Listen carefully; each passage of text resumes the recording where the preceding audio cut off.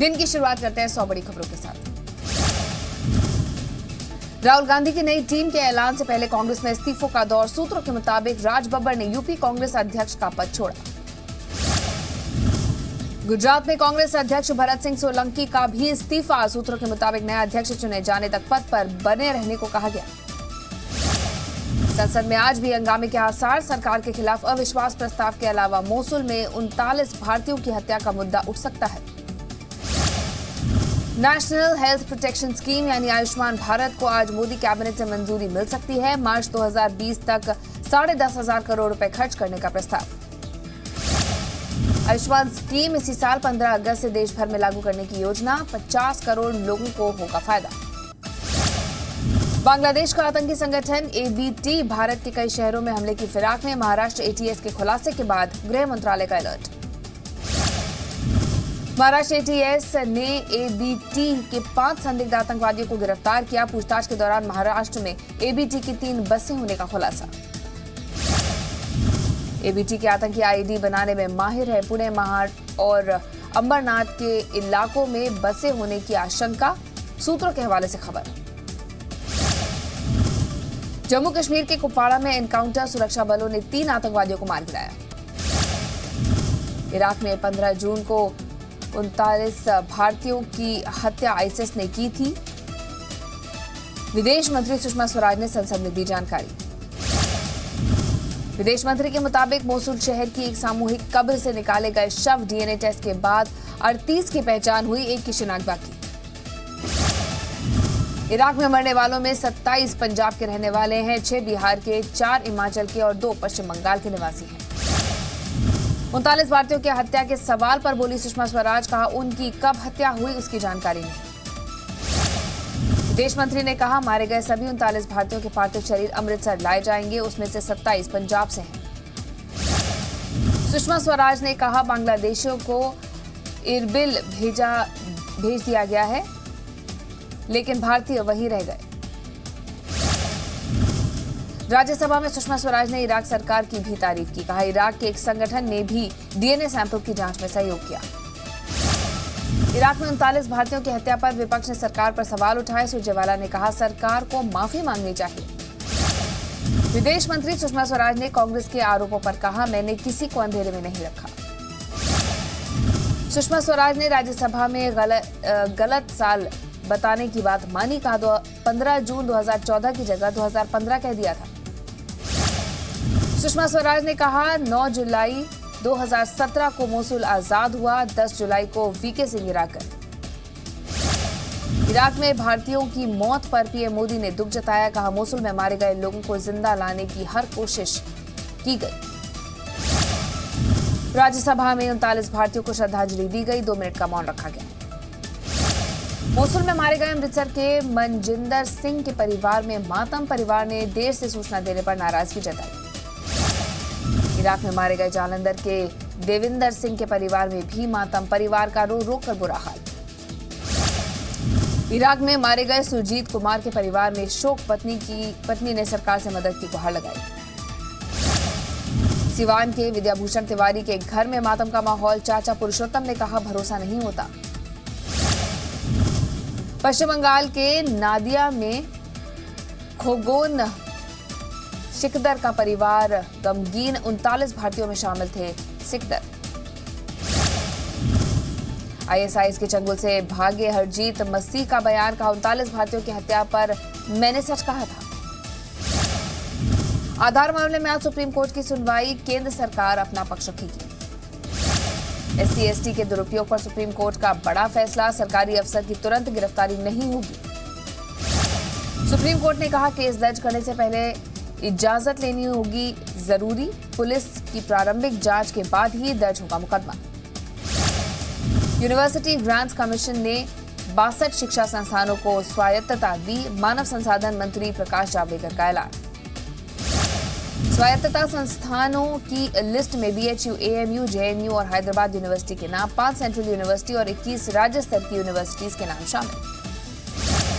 यौन शोषण के आरोपी JNU के प्रोफेसर को जमानत मिली। अतुल जौहरी के वकील ने अटेंडेंट की सख्ती के खिलाफ छात्रों पर साजिश का आरोप लगाया। जेएनयू के 17 छात्रों के खिलाफ एफआईआर, छात्रों पर डीन से बदसलूकी का आरोप। नागपुर में all India Muslim personal law board का विरोध प्रदर्शन, ट्रिपल तलाक बिल का विरोध किया। दिल्ली के वसंत कुंज थाने के बाहर लेफ्ट की महिला विंग का प्रदर्शन, जेएनयू प्रोफेसर पर कार्रवाई की मांग। एसएससी पेपर लीक मामले में वकील एमएल शर्मा की याचिका खारिज, कहा सीबीआई को जांच सौंपी जा चुकी है, निगरानी की जरूरत नहीं। देश की 41 हस्तियां पद्म अवार्ड से सम्मानित, राष्ट्रपति रामनाथ कोविंद ने किया सम्मानित। बैडमिंटन स्टार कादम्बी श्रीकांत और टेनिस खिलाड़ी सोमदेव बर्मन पद्मश्री से सम्मानित, 14 महिलाओं को पद्म पुरस्कार से नवाजा गया। संगीतकार इलैया राजा पद्म भूषण से सम्मानित किए गए, 41 पुरस्कार दिए गए, बाकी 2 अप्रैल को सम्मानित किए जाएंगे। साहित्य और शिक्षा के क्षेत्र में पी परमेश्वरम पद्म भूषण से सम्मानित, कला और संगीत श्रेणी में उस्ताद गुलाम मुस्तफा खान को भी पद्म विभूषण। प्रोफेसर वेद प्रकाश नंदा को साहित्य और शिक्षा श्रेणी में पद्म भूषण, कला और साहित्यिक श्रेणी में अनवर जलालपुरी को मरणोपरांत पद्मश्री से सम्मानित किया गया। पीएनबी महाघोटाले के आरोपी मेहुल चौकसी का सीबीआई जांच में शामिल होने से इनकार, चिट्ठी लिखकर कहा बीमार हूं, लंबी यात्रा नहीं कर सकता। तमिलनाडु विधानसभा में रथ यात्रा के विरोध में डीएमके विधायकों का हंगामा, रथ यात्रा रोके जाने की मांग। हिंदू महासभा की अलीगढ़ यूनिट के कैलेंडर पर विवाद, इस्लामिक धार्मिक स्थलों को हिंदू धर्म स्थल बताया गया। झारखंड के घाटशिला में एयरफोर्स का फाइटर विमान क्रैश, पायलट ने पैराशूट की मदद से कूदकर जान बचाई। वायुसेना के घायल ट्रेनी पायलट को झारखंड के अस्पताल में भर्ती कराया गया, एयरफोर्स ने कोर्ट ऑफ इंक्वायरी बिठाई। 23 मार्च को दिल्ली के रामलीला मैदान में अनशन करेंगे अन्ना, किसानों को उपज का 1.5 गुना दाम दिलवाने की मांग। दिल्ली के कैंट इलाके में सेना का निलंबित अफसर गिरफ्तार, बड़े अफसरों के घरों में चोरियों को अंजाम देता था।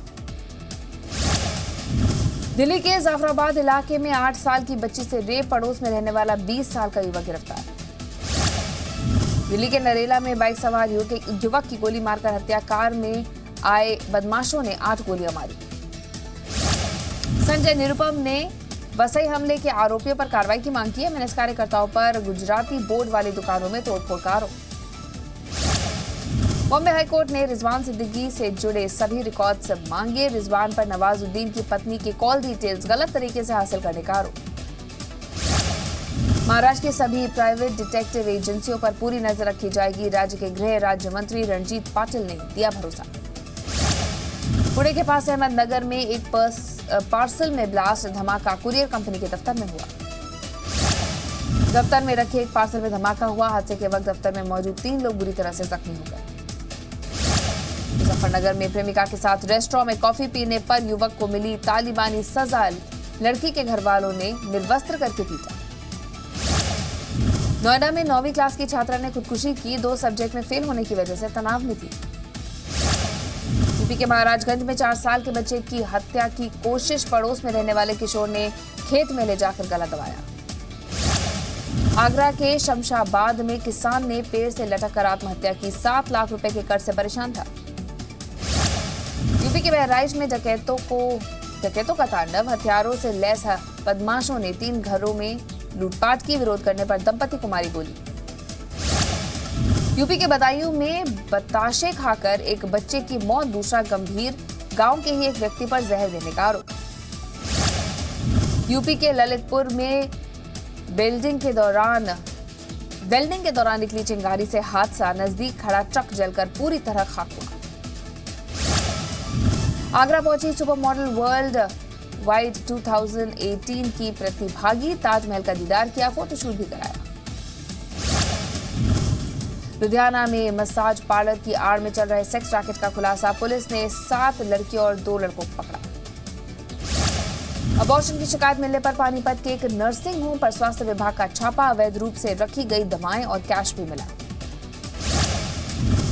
हरियाणा के सोनीपत में बाप बेटे की सरेआम गोली मारकर हत्या, सूचना के बाद भी मौके पर नहीं पहुंची पुलिस। बिहार के नालंदा में मोबाइल चोरी के आरोप में बच्चे की बेरहमी से पिटाई, तलाशी में नहीं मिला चोरी का कोई भी सामान। जोधपुर में रेप पीड़ित ने खुदकुशी की धमकी दी, केस दर्ज होने के बाद आजाद घूम रहे हैं आरोपी, पुलिस पर मिलीभगत का आरोप। मध्य प्रदेश के उमरिया में ऑपरेशन मजनू जारी, मंगलवार को 6 मंजिले पकड़े गए, मामला भी दर्ज हुआ। उज्जैन में एक युवक ने शिप्रा नदी में कूदकर जान दी, पत्नी और उसके घर वालों को ठहराया मौत का जिम्मेदार। यूपी के कानपुर देहात में छेड़छाड़ से परेशान छात्रा ने खुदकुशी की, सुसाइड नोट में लिखे आरोपियों के नाम। लुधियाना में बदमाशों ने बंदूक दिखाकर एक व्यक्ति से 18 लाख रुपए लूटे, बैंक में जमा करने जा रहा था रकम। हरियाणा के कैथल में सीसीटीवी में रिकॉर्ड हुई लूटपाट की वारदात, 13 बदमाशों के एक गैंग ने एक युवक से लूटा था कैश। जम्मू कश्मीर के उधमपुर में अनशन पर बैठी 10वीं की छात्रा, घर में शौचालय बनवाने की मांग।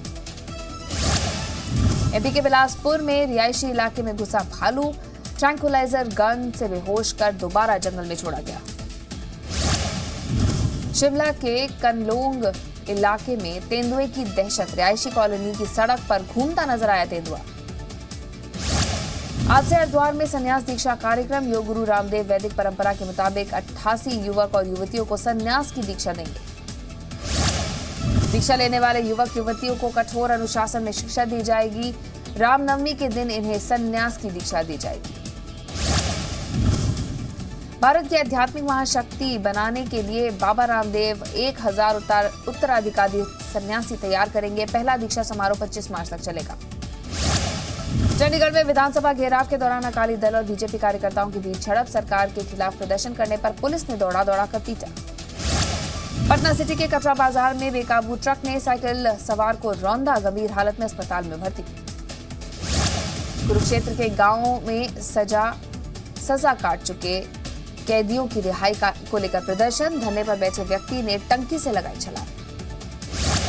छत्तीसगढ़ के महासमुंद में एलपीजी प्लांट में लगी आग, सिलेंडर फटने से भारी नुकसान, सभी कर्मचारी सुरक्षित निकालने में कामयाब। शिमला में बिजली लाइन की मरम्मत के दौरान करंट से झुलसे दो कर्मचारी गंभीर हालत में अस्पताल ले जाए गए। फरीदकोट की जेल में कैदियों के पास फिर मिले मोबाइल, कर्मचारियों पर मिली भगत का शक, पिछले महीने 54 फोन बरामद हुए थे। जोधपुर में बिल्डिंग कंस्ट्रक्शन के दौरान हादसा, एक मजदूर की मौत, 3 लोग गंभीर रूप से घायल। इटारसी के सरकारी अस्पताल में बच्चे के इलाज में देरी पर परिवार वालों का हंगामा, डॉक्टर को थप्पड़ और चप्पल से मारा। मेरठ में बड़े सेक्स रैकेट का पर्दाफाश, शहर के 4 होटल सील, 80 से ज्यादा लोग गिरफ्तार किए गए। चीन की स्मार्टफोन कंपनी के ब्रांड एम्बेसडर बने आमिर खान, आमिर से पहले रणवीर सिंह इस मोबाइल फोन कंपनी को प्रमोट करते थे। रोहित शेट्टी की फिल्म सिम्बा की हीरोइन का हुआ ऐलान, रणवीर सिंह के साथ सारा अली खान फिल्म में दिखेंगी। फिल्म वो कौन थी के रीमेक में नजर आ सकते हैं शाहिद और ऐश्वर्या, फिल्म के निर्माता दोनों स्टार से बात कर रहे हैं। सलमान खान की फिल्म भारत में नजर आ सकती है प्रियंका चोपड़ा, फिल्म की शूटिंग का शेड्यूल तय नहीं।